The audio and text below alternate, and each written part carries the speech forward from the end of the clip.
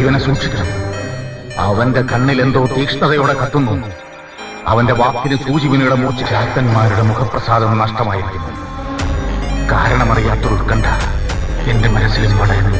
പിഴയ്ക്കാത്ത ചുവടുകളുമായി അവൻ ഈ മണ്ണിലേക്ക് നടന്നെത്തിയത് അത് വെറും യാത്രയല്ല, എന്തോ എവിടെയോ ഒരുങ്ങുന്നു. ഇളയച്ചൻ എന്തായി പറയണേ? അവൻ എന്തു കൂട്ടിയാൽ കൂടും? കുളപ്പുള്ളിയകത്തെ അറയിലിരിക്കുന്ന തിരുവാഭരണങ്ങൾ അനിയത്തിക്കാവിലെത്തണ്ടേ ഉത്സവം നടക്കാൻ?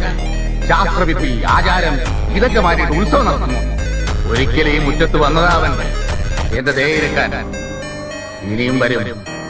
ചാത്തന്മാരവനെ കൊണ്ടുവരും.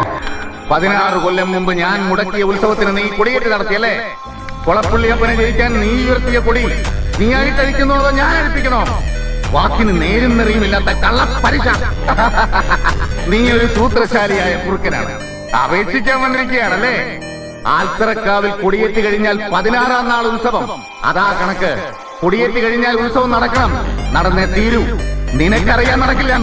കുളപ്പുള്ളി അറയിലെ തിരുവാഭരണങ്ങൾ പുഴക്കരയിലെ വട്ടത്തറയിൽ ഞങ്ങൾ കൊണ്ടുവന്ന് തരണ്ടേ? പ്രളയം വന്ന് സർവ്വതും നശിച്ചാലും നിനക്കറിയാം അത് സംഭവിക്കില്ല എന്ന്. അപ്പൊ നീ അടവ് മാറ്റി അപേക്ഷയുടെ പുതിയ ഭാഷയുമായി വന്നിരിക്കുന്നു. കണക്ക് കൊടുത്ത് അടിച്ചു കൊല്ലണ പട്ടിയുടെ മോനെ.